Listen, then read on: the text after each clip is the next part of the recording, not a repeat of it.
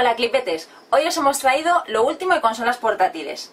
Bueno, en móviles, bueno, en consolas, bueno, en consolas y en móviles. Es el Sony Ericsson Xperia Play. ¿Y por qué os digo todo esto? Pues no es por haceros un lío. Os voy a poner solo antecedentes.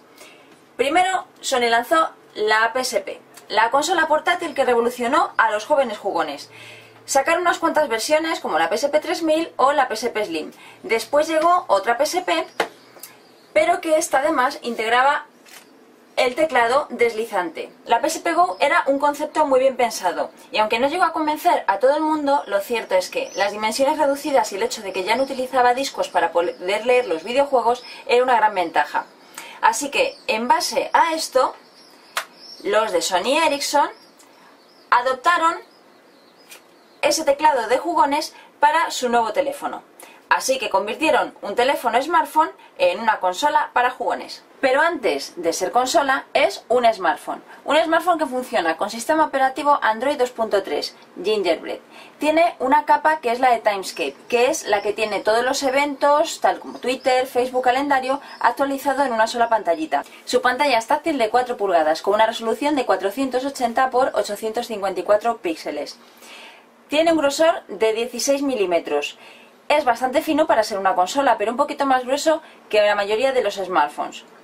Tiene un peso de 175 gramos. Aquí también está un poco por encima de la media de smartphones.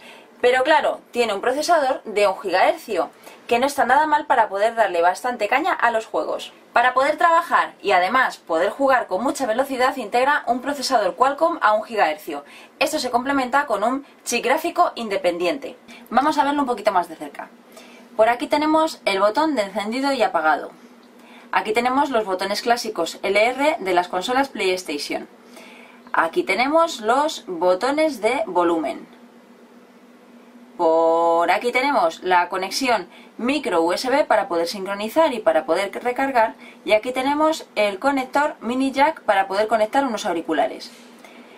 En el respaldo nos encontramos con una cámara de 5 megapíxeles con un flash LED. La cámara tiene geoetiquetado, además tiene estabilizador de imagen y autofoco. También tenemos una cámara en el frontal, que es esta, que sirve para videoconferencias y para lo que se les ocurre inventar. Pero vamos con lo realmente diferencial, y es su función como consola.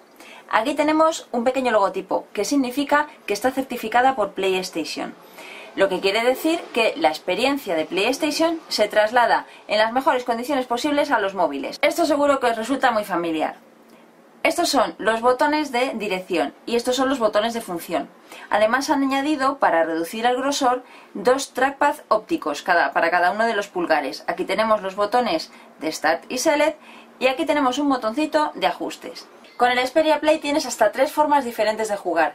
La primera es con los controles que os acabo de comentar. La segunda es utilizando la pantalla táctil para determinados juegos. Y la tercera es utilizando sus sensores de movimiento, giroscopio y acelerómetro. Como no podía ser de otra forma tratándose de Sony, tiene aquí 2 buenos altavoces. Estas son las salidas. Si quitamos la tapa también podemos encontrar la ranura para tarjetas microSD. Puedes meter tarjetas de hasta 32 GB, pero viene con una de 8 GB incorporada. Y ahora todos os estaréis preguntando, bueno, ¿y qué juegos tiene esto? Pues los juegos los puedes conseguir de varias formas. Primero en Android Market, los típicos juegos que tiene Android. Luego también en Android Market existen una serie de juegos que están optimizados para poder utilizarlos en este smartphone. Y además tienes una plataforma que es PlayStation Pocket, donde puedes encontrar un montón de juegos, entre ellos los originales de la consola PlayStation 1. ¿Aquella consola que sacaron al principio los de Sony? Pues esa. A mí la experiencia de juego me ha gustado bastante. No tiene todos los juegos que me gustaría de momento, pero la ergonomía es muy buena, además no pesa mucho como para poder estar todo el día con él jugando, pero ojo, si juegas mucho con él, te arriesgas a quedarte pronto sin batería. Es quizás su peor defecto, si juegas mucho a los videojuegos, te quedas sin autonomía. Como smartphone, gracias a su procesador y a que tiene por detrás Android, está a la altura de lo que se podría esperar. Como consola, quizás le echamos en falta que tenga un poquito más de potencia. Y por último, su precio. Libre son 649 euros, un precio que está a la altura de los teléfonos de alta gama de otras marcas, pero que si tenemos en cuenta su orientación a gente joven resulta bastante elevado. Así que si queréis haceros con uno, tendréis que cogeros un contrato que seguramente os saldrá bastante más barato.